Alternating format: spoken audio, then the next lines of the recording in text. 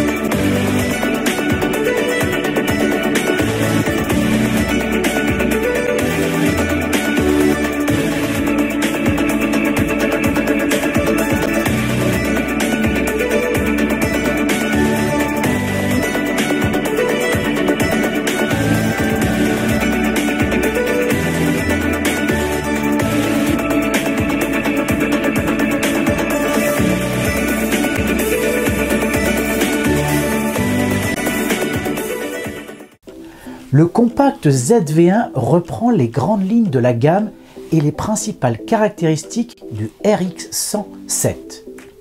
Pour autant, et même s'il n'y a pas de rupture trop affirmée, le ZV-1 s'oriente vers une autre philosophie, celle de la vidéo.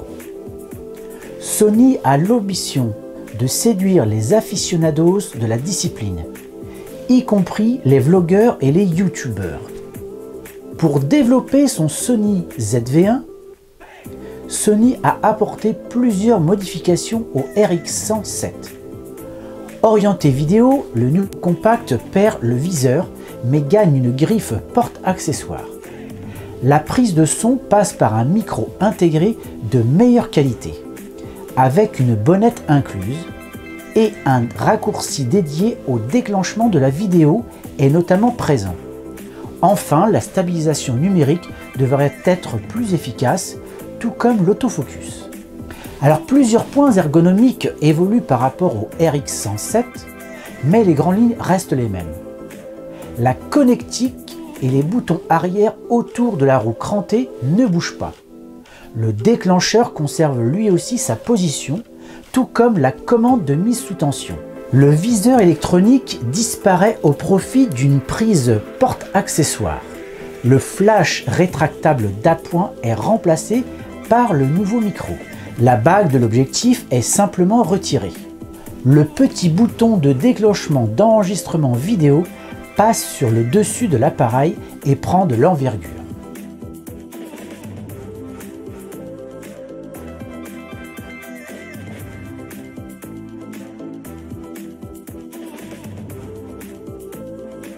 Et enfin, une petite poignée fait son apparition sur le devant de l'appareil avec un repose-pouce plus marqué.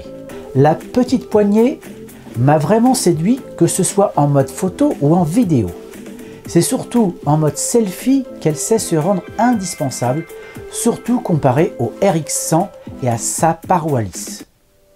Les autres changements laissent la part belle à un usage vidéo plus direct, mais nous regretterons le barillet de sélection des modes. Le bouton associé à cet effet est quand même bien moins pratique. Bien sûr, difficile de ne pas évoquer l'écran sur rotule. Il aurait été impensable pour Sony de ne pas l'intégrer de cette façon sur un appareil dédié au vlog.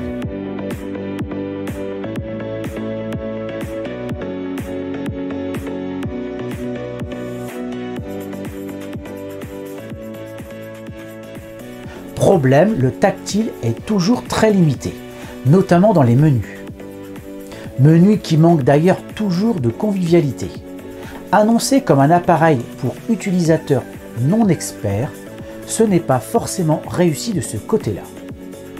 Le ZV-1 demandera quand même un peu de maîtrise pour explorer les détails de chaque sous-menu. Et c'est pas ce qui manque sur cet appareil.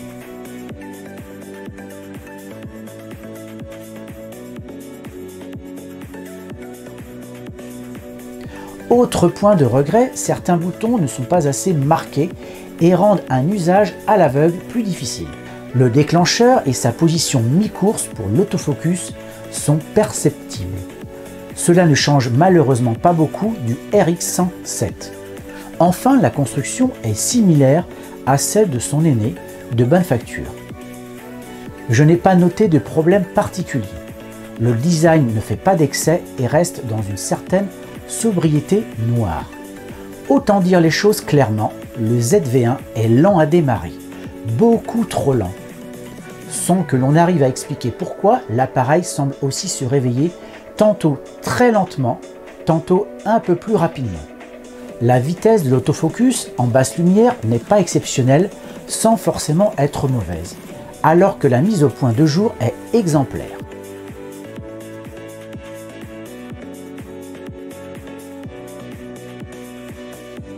La vitesse d'enchaînement des images est tout à fait convenable, hormis le démarrage, le ZV-1 se comporte sans surprise comme un RX107. Le mode rafale à 24 images secondes peut enregistrer près de 80 clichés grâce à la mémoire tampon et devrait donc contenter la plupart des utilisateurs.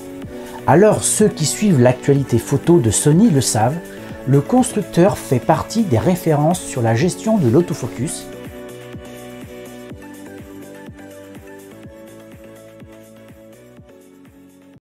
mais surtout sur la détection et le suivi du sujet. Pour séduire les vlogueurs et youtubeurs, Sony a promis une amélioration sur ce point pour une plus grande efficacité dans la réalisation de vidéos. Difficile de mesurer ce type d'amélioration, mais mes conclusions sont sans appel. Le ZV-1 propose un excellent suivi AF que peu d'appareils peuvent se targuer d'approcher.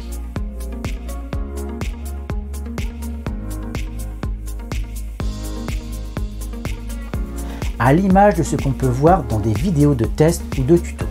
La fonction est directement accessible grâce à la touche fonction C2. Dans ce mode, il faudra utiliser le ZV-1 sur trépied. La stabilisation est désactivée. Au grand angle, la distance minimale de mise au point n'est que de 5 cm et permet de filmer le produit très près de la caméra pour bien montrer les détails. L'autofocus est alors redoutable, il ne perd que très difficilement le point et réagit presque instantanément au mouvement de l'utilisateur. C'est donc parfait. À présent, je vais vous parler de la qualité des images. Le Sony indique que le ZV-1 et le RX107 partagent le même capteur CMOS Exmor RS associé au processeur Bion ZX. Et logiquement, les performances sont donc similaires. Avec le capteur de type 1 pouce, la qualité est bonne et le bruit imperceptible jusqu'à 400 ISO. Si un lissage apparaît ensuite, c'est surtout à 1600 ISO que le premier palier important se fait sentir.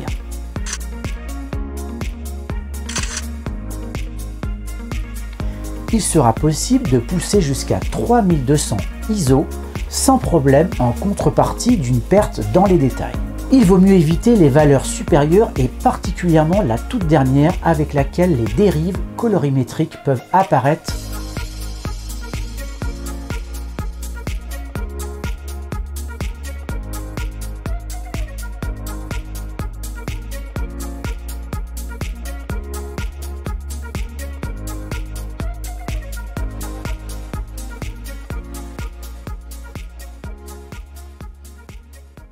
Sur la performance optique.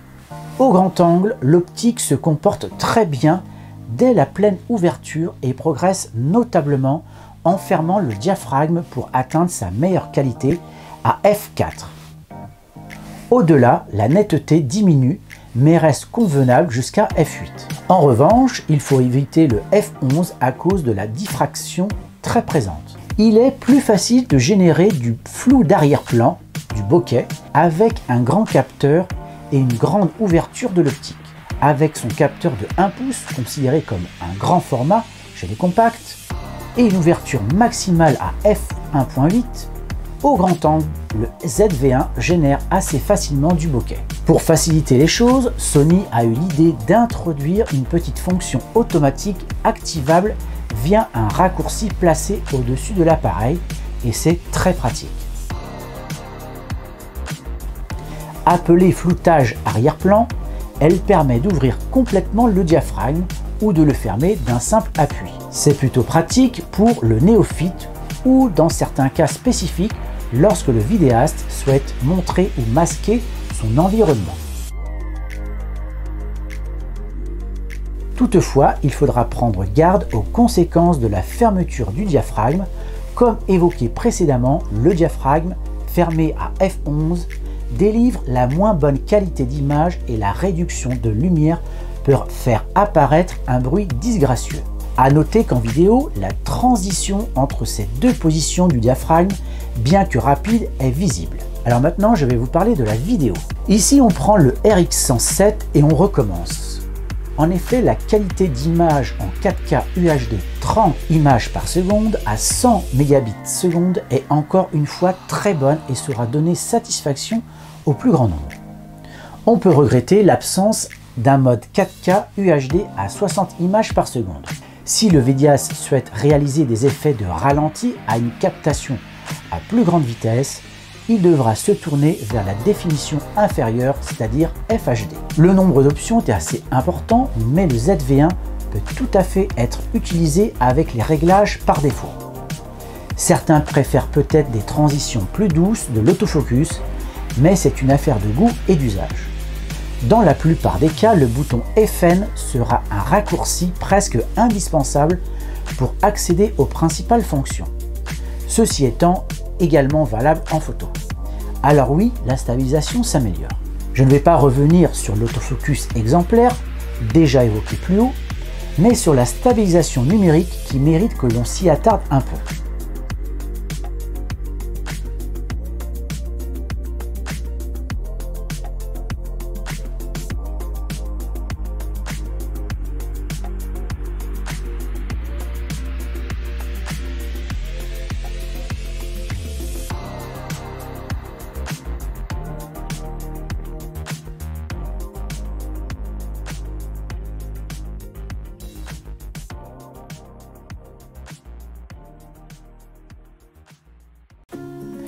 Elle progresse dans son ensemble, elle s'active avec un recadrage relativement important. Le grand angle est donc réduit et l'usage vlog limité en se filmant en mode selfie. Malgré tout, il est possible de se filmer en marchant sans que la vidéo ne donne la nausée. Attention, nous sommes quand même loin de la référence dans le domaine. La GoPro Hero 9 ou même de certaines caméras 360 comme la One X de chez Insta360. Le rolling shutter, déformation des lignes verticales lorsqu'un mouvement latéral est effectué, est quand même assez visible. Une fois la stabilisation activée, le ZV-1 n'est pas le plus mauvais élève. Mais j'attendais mieux de la part de Sony sur un compact orienté vidéo. C'est un peu une petite déception. Concernant la captation, on peut dire qu'elle est plutôt bonne et les voix bien captées. Bonjour et bienvenue sur ma chaîne Mavic Cadet. L'enregistrement de l'environnement est bien présent avec les bons comme les mauvais côtés. Des bruits indispensables peuvent alors être enregistrés sur la bande son.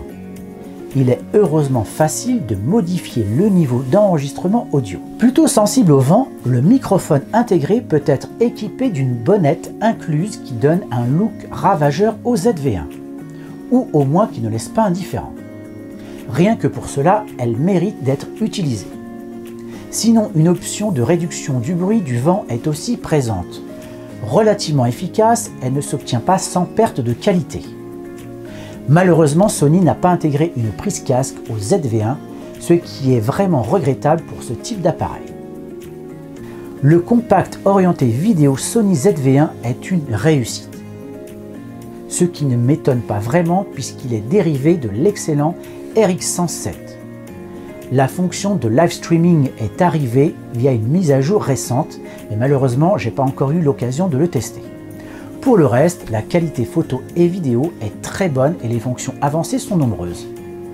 Sony n'oublie pas non plus de faciliter la vie des photographes en intégrant des raccourcis judicieux, un autofocus bluffant et en faisant un effort sur la stabilisation. Voilà, cette vidéo est terminée. J'espère qu'elle vous aura plu et n'hésitez pas à me mettre un commentaire et aussi un pouce bleu.